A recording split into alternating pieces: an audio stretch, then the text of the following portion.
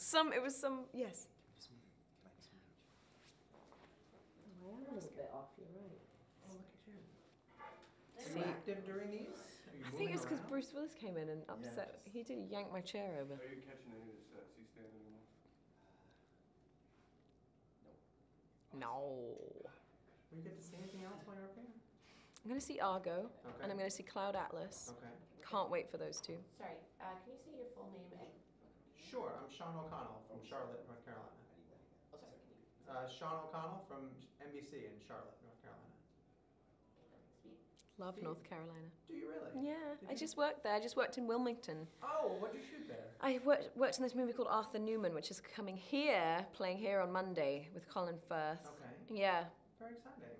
Oh, well, I'm in Charlotte, but we do go over there a lot. So. Nice. It's pretty there, isn't it? It is. It's beautiful, yes. And we're glad all these productions are coming through. I know, me too. Did you just feel that the Adjustment Bureau wasn't confusing enough and you had to throw more stuff at the blunt fan? What are the blunt fans called? Bluntites? Bluntites? Bluntheads? Blunt heads would be good. Blunt heads would be good. Yeah, I like that. Did you want to keep challenging them with roles? Oh, sure. I want to challenge myself more than anything. And, you know, I think that people have been asking me if I'm gravitated towards these sci-fi roles, but I don't feel I necessarily am because they've been kind of sporadic in how I've, you know, when they've come out. But I don't know. I like the idea of creating a backdrop that's high concept in order for the characters to really have stuff to play with within that. I tried, usually when you're writing a review, you give yourself 1 or 2 drafts for summary, and it's not possible with this film at all. And I didn't think it was going to be that challenging until I started laying it all out. It's a challenge. It's a challenge for me to pitch as well. When people ask me about it, I'm like, you know. Well, because of that, I wanted you to tell me, what can you tell me about Sarah? What can you say about her that doesn't ruin everything? Thank you for not ruining everything. I play Sarah, who is a very, very tough cookie, living in a pretty isolated existence on this remote farm in the middle of Kansas. And I have a child. I'm a single mother, and she's fiercely protective of her child, and never lets the outside world in, really. And so Joe's character shows up, and she's very wary and threatened by his presence, but he's actually there to protect them from Bruce Willis, who's coming to get us for reasons you will find out. I like how you dropped into your Midwestern.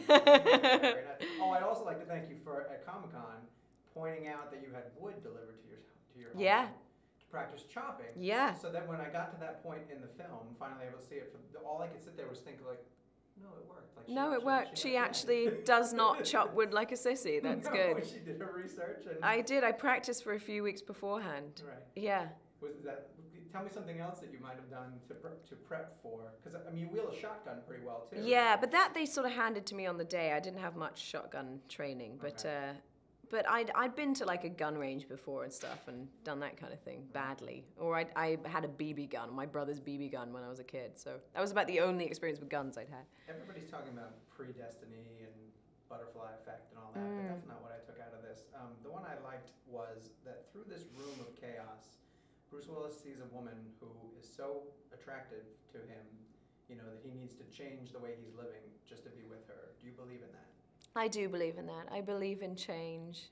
I believe in redemption, and I think that that's what this movie is about a lot too, the redeeming qualities of love and how profound that effect can be on people's lives, and how much that can affect the cycle of things and break the cycle of pain and destruction, you know. I think that's a theme that runs through it, particularly a mother's love as well. Yes, no, definitely. As a parent, I connected to a lot of that, definitely. I'll get you out here on this. Tell me one character who you'd want to see come back to you 30 years from now and tell you how things have That I've played? Yes. Victoria, I think, Queen Victoria. Oh, really? She'd be fun to have a dinner party with, right? Yes. I would love that. I think that'd be really good too. So, Thank you. Thank you very much. Nice to You're meet almost at you. lunch. I know, I can't believe it. One more to go. Woo! Appreciate it. Uno más.